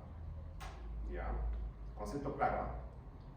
La única indicación para pedir tomografía sin contraste es cálculos en la vía urinaria. Cualquier cosa requiere contraste. Y aquí están todas las indicaciones que tienen que leer, anotar, revisar.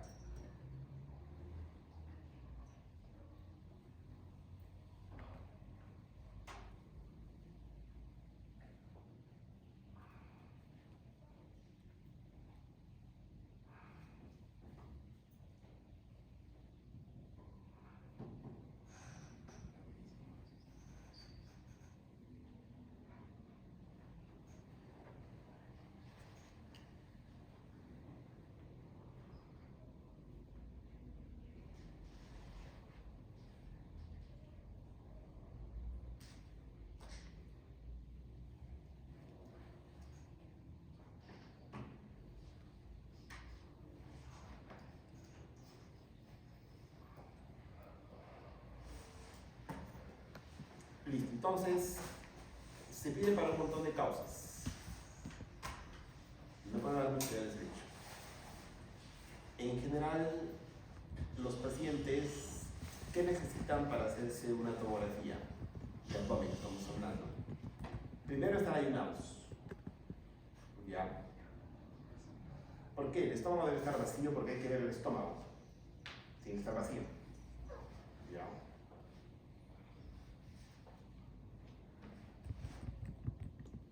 A los alérgicos, en los alérgicos no se usa contraste, obviamente. Entonces requerimos contraste en la vena y contraste en el estómago, que solamente para el día de hoy es agua. Cuando era reciente mezclábamos acá en estas botellas más grandes que estas, agua con contraste. El mismo contraste que le ponemos en la vena le hacemos tomar al paciente un poquito, unos 5 centímetros así, para pintar los intestinos. Pero el día de hoy no. El día de hoy al paciente le hacemos tomar, le hacemos venir con su botella de agua adentro. Debe tomar, poco a poco ir tomando, y cuando entre el equipo, más todavía. Cuanto más relleno esté el estómago, mejor para nosotros, para hacer diagnóstico. Cuanto más relleno están los intestinos, mejor para hacer diagnóstico. ¿De acuerdo? Si no, no se ve tan bien y la imagen no es buena. Si van a hacer un estudio que esté bien hecho, ¿no? ¿Qué tipos de tomografía se solicitan? Ya, en general tenemos 3 tipos de tomografía que solicitar. Ya, 3 tipos de tomos. La primera, sin contraste, solo para cálculos en vía urinaria. La segunda es con contraste. En general, cuando pides con, te deberían hacer una fase sin, ¿no? Nosotros en el hospital, siempre que pedimos con, hacemos una sin de rutina. Así debería ser el protocolo oficial. Se realiza en general casi para todos los procesos inflamatorios, apendicitis, diverticulitis, casos traumáticos y para patología neoplástica conocida. Ojo esto, ¿eh? Patología neoplástica conocida. ¿De acuerdo? Los pacientes con cáncer en seguimiento, se le pide tomografía sin y con contraste. ¿Ya? Y hay un tipo especial que se llama tomografía abdominal trifásica. Se indicará para la caracterización de nódulos sólidos hepáticos previamente diagnosticados mediante ecografía. ¿Ya? El radiólogo te hace una ecografía y te diagnostica, el doctor Flores te hace una ecografía, te diagnostica un nódulo hepático. Pero yo no puedo decir si es un nódulo, es una hiperplasia nodular focal, es un cáncer, es un hemangioma, yo no puedo decir eso. Yo por ecografía solo puedo estar seguro que hay el nódulo, pero no más. No más que eso. ¿De acuerdo? Pero a ti no te vas a saber que es un nódulo, ¿no? Un nódulo es como decir nada, ¿no? Tiene nombre, no tiene apellido. Entonces, ¿qué necesito yo? Ponerle apellido, pero ¿cómo le pongo apellido a ese nódulo? Con una tomografía abdominal trifásica. Pero no la hago a cualquiera. Se hace al paciente que yo ya le vi el nódulo por ecografía. ¿Ya?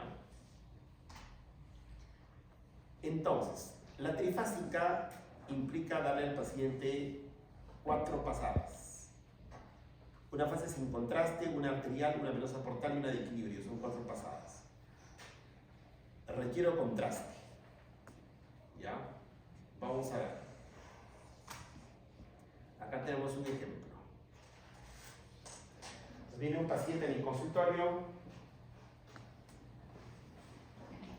Avenida Los Incas 827, correcto de Los Incas. Le paso el CUI, pam, pam, pam, veo un nódulo en el hígado. ¿Ya? ¿Y qué sugiero?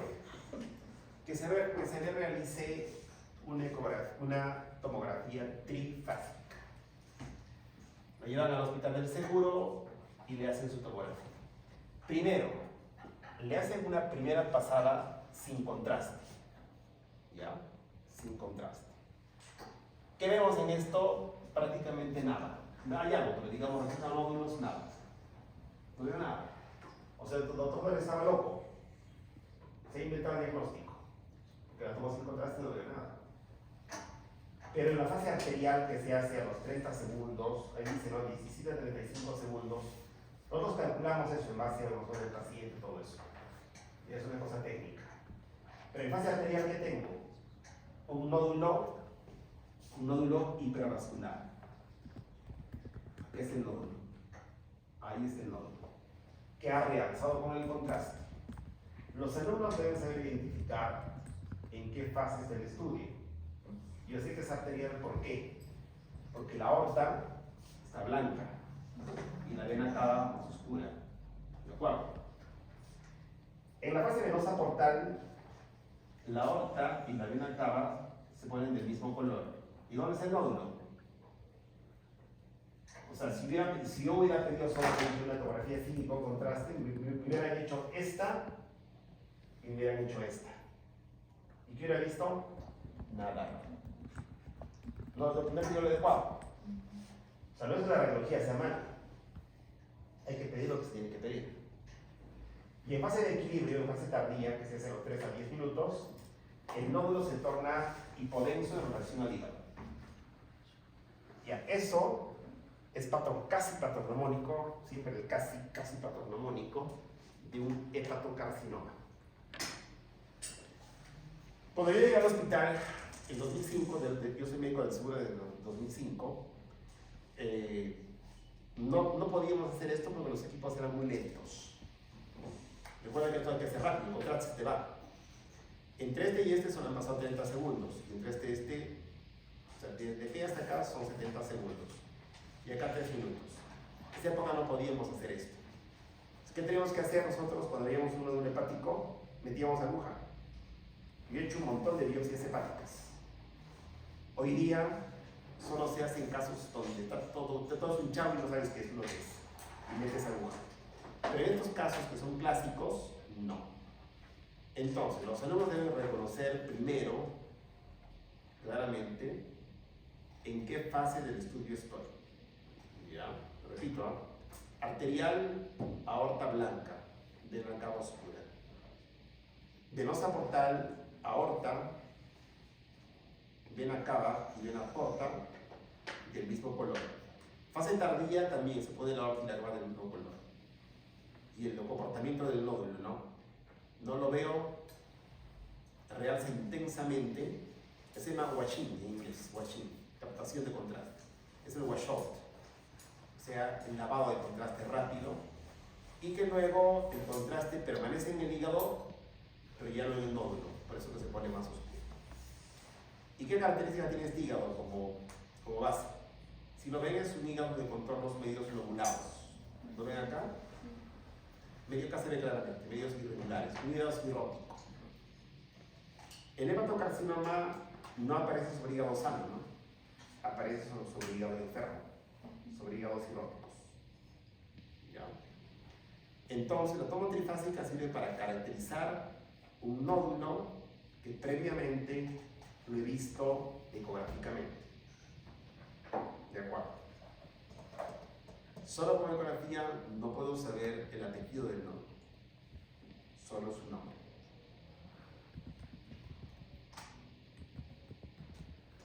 Bien. La mayor parte de casos de tomografías que piden son para procesos inflamatorios como apendicitis, diverticulitis, traumatismos o pacientes con cáncer ya conocido. En ellos, cuando tú solo dices con contraste de rutina, te van a hacer ¿qué fase?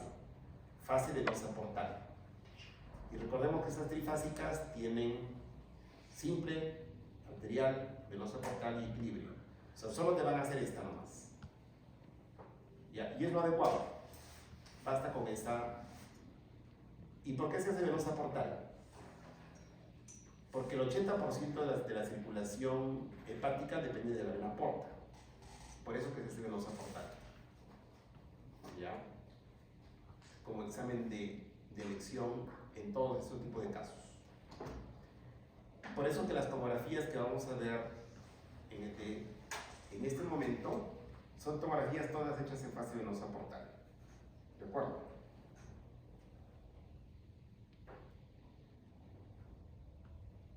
En fase venosa portal.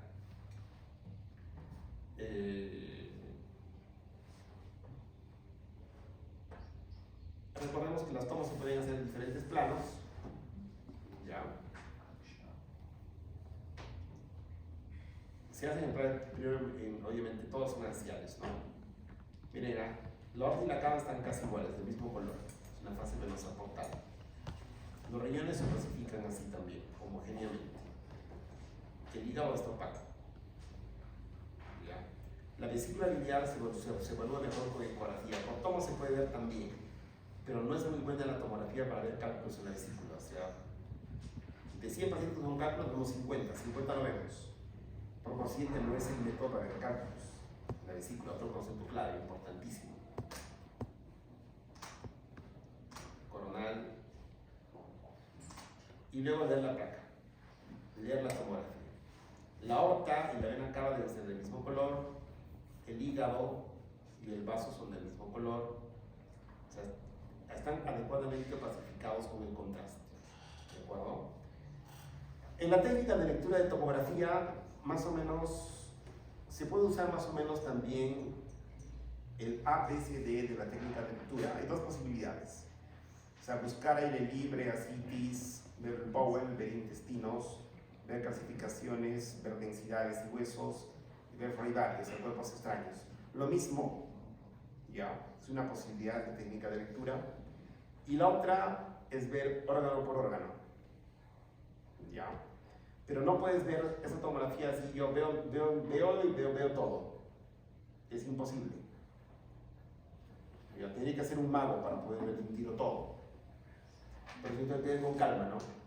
Tengo que ir con calma. Si elijo órgano por órgano, primero veo el hígado, como dice ahí, ¿no?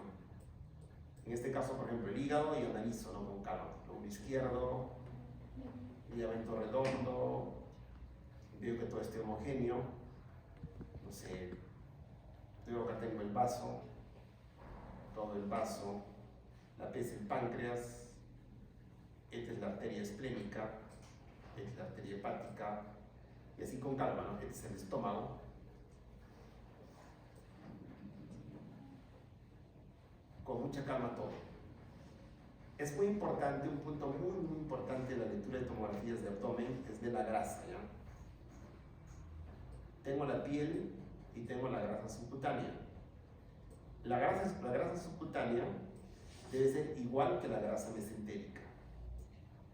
Cuando hay un incremento de densidad de la grasa mesentérica, significa que algo está pasando cerca, ¿ya?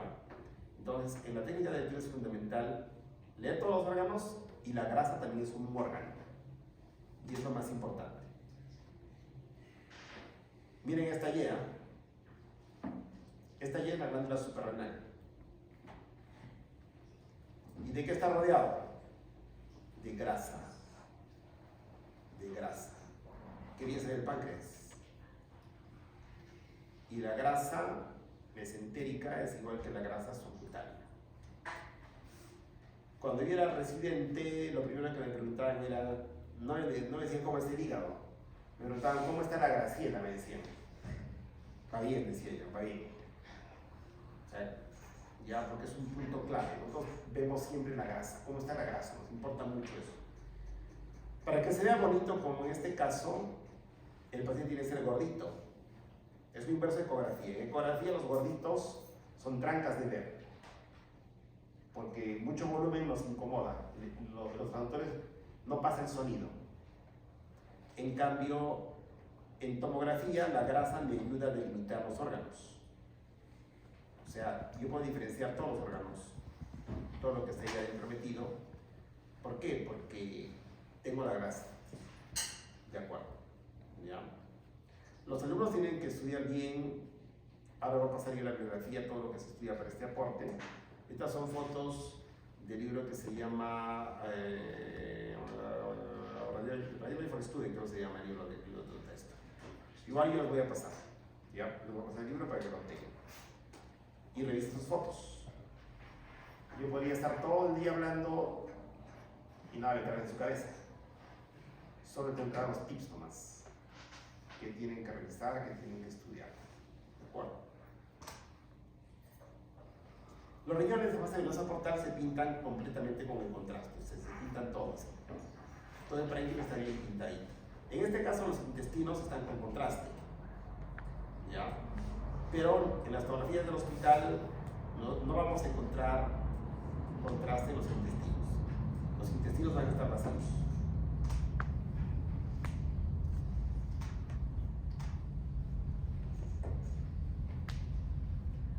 Igual, tengo que identificar el intestino grueso. Este tema va a dissecar este pedacito que es muy importante. ¿Ya? El recto siempre está con heces y gas, casi siempre, digamos.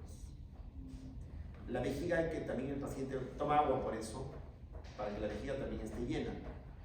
Si tengo una vejiga vacía, ¿la puedo evaluar? Imposible, ¿no? Si está vacía, ¿cómo la veo? Porque yo tengo que ver el grosor de sus paredes, tengo que ver su contenido. Ya, si no, no lo puedo ver.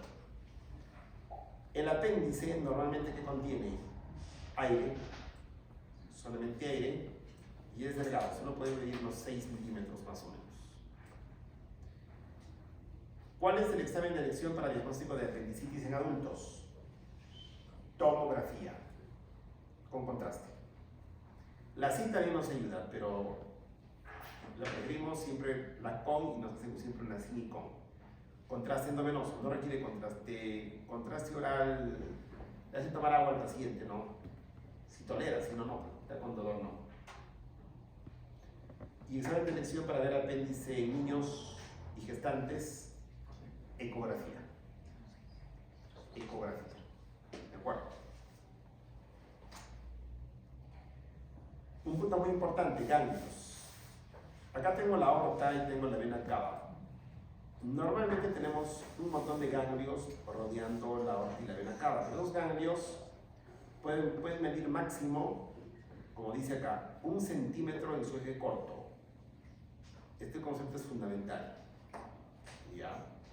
Si miden más de 1 centímetro en su eje corto, son patológicos. ¿Qué tengo acá? La aorta y la vena cava. ¿Y esto qué será? Una adenomegalia, ¿no? Una adenomegalia. O adenopatía. Si este eje corto es mayor a 1 centímetro, digo que es enfermedad. Si es más chiquito, soy tranquilo. Todos tenemos ganglios, ¿no es cierto? Y algunos pueden ser un poquito grandes. El punto de corte es 1 centímetro. En el eje corto, Juan, en el eje corto, podría medir, qué sé yo, 3 centímetros de eje largo y el corte es 8. Está tranquilo. ¿Por qué piensan en el eje corto? Porque el ganglio normal, ¿cómo es? Es como un riñón. Es larguito. Es el normal. El ganglio enfermo se va poniendo redondo. Se va poniendo así. ¿Ya? Por eso es que nosotros vemos siempre el eje corto. Es muy importante también ver las ventanas, ¿no? Recordemos, como hemos hecho en las prácticas, que solo con un botón cambio ventana de hueso, ventana de tórax, ventana de abdomen. En el abdomen tengo que ver también los huesos, ¿no? Por ejemplo, esto es una metástasis ósea. Si solamente lo veo en esta ventana, no voy a ver nada. Igual, esto es metástasis pulmonar. Pero si solamente la veo en ventana de abdomen, no voy a ver nada. Por eso nosotros cuando leemos tenemos que leer en todas las ventanas.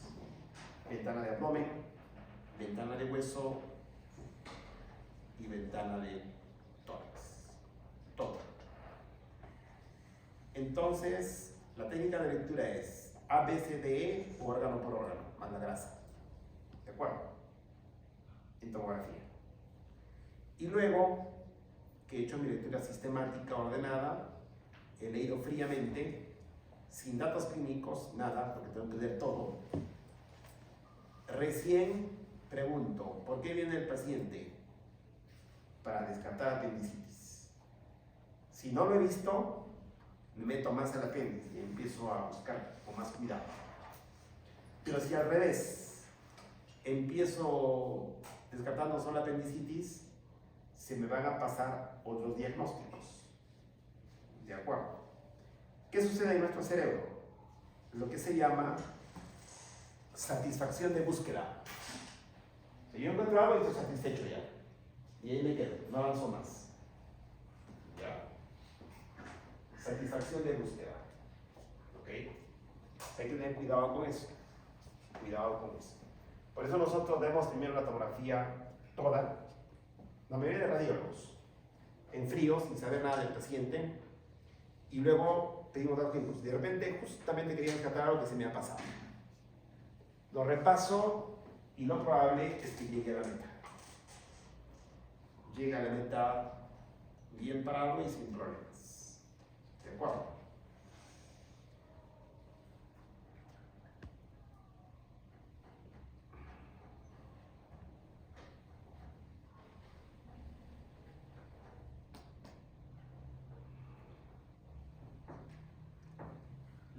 Entonces,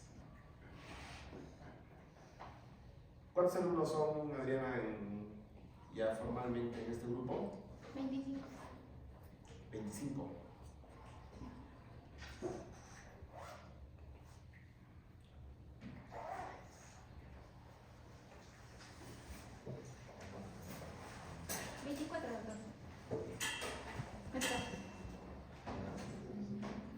Cuatro.